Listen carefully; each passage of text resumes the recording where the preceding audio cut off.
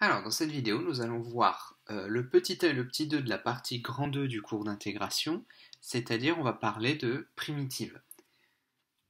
Alors, normalement, la primitive, vous avez déjà dû voir ça en physique. La primitive, c'est tout simplement l'inverse de la dérivée.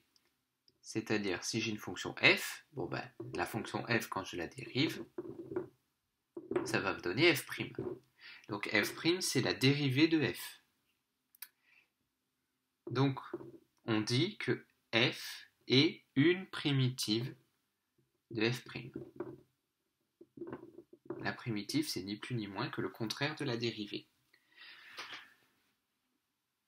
En général, quand vous avez une fonction et qu'on vous demande de calculer une primitive, les primitives, on va les noter avec une lettre en majuscule. D'accord ? Donc, si grand f est une primitive de petit f, ça veut dire que quand je dérive grand f, je retombe sur petit f. D'accord ? C'est important d'avoir ce type de schéma en tête pour bien comprendre le lien entre dérivée et primitive. Parce qu'au bac, souvent, on vous donne une fonction grand F et on vous dit vérifiez que c'est une primitive de petit f. Et donc dans ce cas, tout ce que vous avez à faire, vous avez déjà grand F. Si vous la dérivez et que vous tombez sur petit f, c'est bon, vous avez gagné, c'est bien une primitive. Donc il faudra avoir ça en tête. Vous remarquez que depuis le début, je ne dis pas la primitive, mais une primitive. Pourquoi ? Parce que si j'ai grand F, c'est une primitive de petit f. D'accord ? Donc, c'est-à-dire que grand f', quand je dérive grand f, je retombe sur petit f. Ok ? Mais si je prends grand f et que je lui rajoute n'importe quelle constante réelle, d'accord ? Je lui rajoute n'importe quel nombre réel, on sait que quand on dérive les nombres tout seuls, ils s'en vont dans la dérivée. Ce qui fait que quand je dérive tout ça, eh bien, f de x va être f' de x, mais k, lui, va disparaître. Donc je retombe bien sur f' qui est égal à petit f. Autrement dit, j'ai beau rajouter n'importe quelle constante à ma primitive, j'ai encore une primitive de petit f. Autrement dit, petit f admet autant de primitives qu'il y a de constantes à rajouter, c'est-à-dire une infinité. Toute fonction continue a une infinité de primitives. Donc c'est pour ça que je prendrai bien garde à dire une primitive et non pas la primitive. Néanmoins, on apprendra qu'il existe une unique primitive dans un certain cas. Bref, alors les primitives, c'est comme les dérivées, il y a un tableau à apprendre. Mais si vous connaissez bien vos dérivées, normalement vous devrez bien connaître vos primitives. Puisqu'en fait le tableau c'est tout simplement le tableau inverse de celui des dérivées. Alors, d'abord quelques petits exemples. La fonction x3 sur 3, c'est une primitive de x carré. Pourquoi ? Parce que quand je dérive x3 sur 3, donc x3 sa dérivée c'est 3x2, et les 3 qui sont là se simplifient, il reste x carré. Donc comme je retombe bien sur x carré en dérivant, eh bien x3 sur 3 est bien une primitive de x carré. D'accord ? Alors, les tableaux usuels des primitives. La primitive la plus importante à savoir, c'est la primitive de x puissance n, puisque vous allez en avoir beaucoup. X puissance n, alors, une primitive, on sait que quand on dérive, la puissance perd 1. Donc, quand on fait le contraire, techniquement, la puissance devrait gagner 1. Et vous divisez par la nouvelle puissance. D'accord ? Donc là, vous avez petit f, et là, vous avez une primitive. Donc, par exemple, si je prends x puissance 7, une primitive, ça va être x puissance 8 sur 8. D'accord ? Donc, je fais plus 1 à la puissance et je divise par la nouvelle puissance. Et ça vaut aussi quand n est négatif. C'est-à-dire que, par exemple, si je veux une primitive de x puissance moins 4,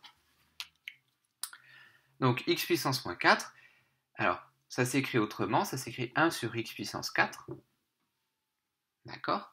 Donc une primitive de 1 sur x puissance 4, c'est, donc je prends x puissance moins 4, je fais plus 1 à la puissance, moins 4 plus 1, ça fait moins 3, et je divise par la nouvelle puissance. D'accord ? Et ça peut aussi s'écrire autrement, x puissance moins 3, c'est 1 sur x puissance 3. Et le 3 qui est là, je le rajoute devant, je le laisse au dénominateur. Le moins, je l'ai transposé en haut, mais c'est pareil.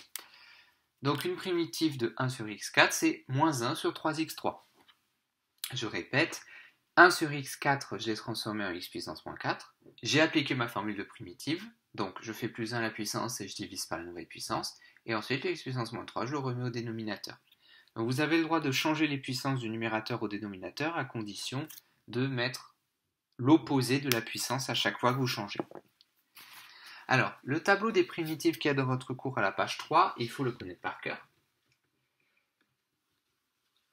Il y a des primitives qui sont très simples, comme l'exponentielle par exemple. Comme l'exponentielle ne change pas la dérivée, elle ne change pas la primitive non plus. Et vous avez un deuxième tableau très très important, c'est les dérivées des fonctions composées. Donc comme vous connaissez les primitives des fonctions composées, vous connaissez les dérivées des fonctions composées, là on va faire l'inverse. Par exemple, u' puissance n, une primitive c'est un plus 1 sur n plus 1. D'accord? Vous remarquez qu'à chaque fois que j'ai une primitive de fonction composée, je dois avoir du u' à la base et ce u' disparaît. On va faire ça dans les exercices. Après, vous avez par exemple u' sur u. Donc ça, u' sur u, c'est la dérivée de ln de u.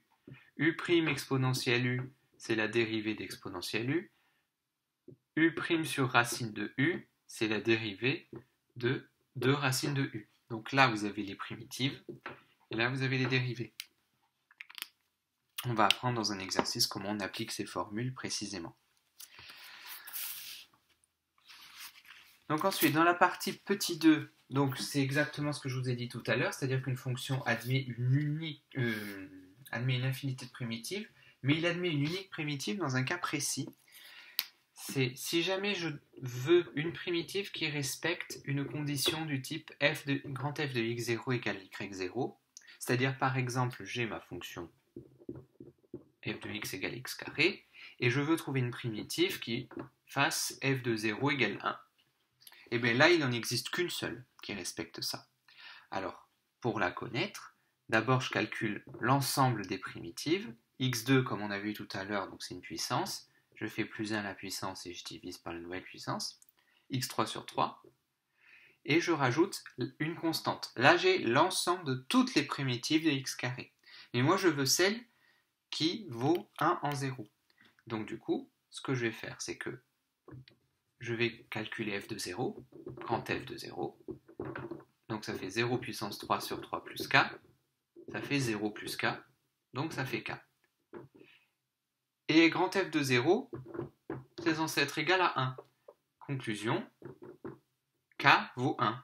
Donc ma primitive, la seule primitive qui respecte ça, c'est x3 sur 3 plus 1. Voilà.